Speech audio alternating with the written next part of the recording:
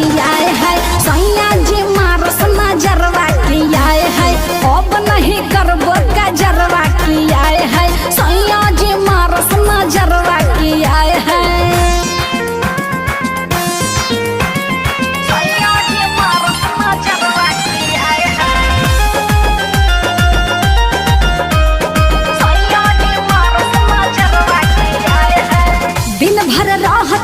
घर ही में पारल मुश्किल कैल बाड़ सजा संवरल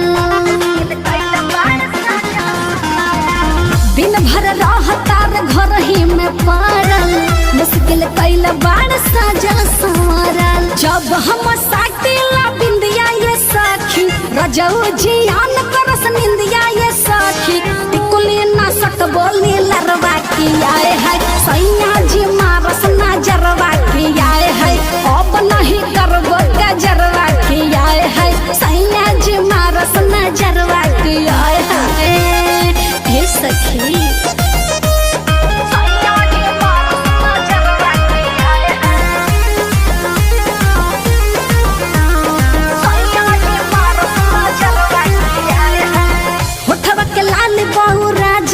देख के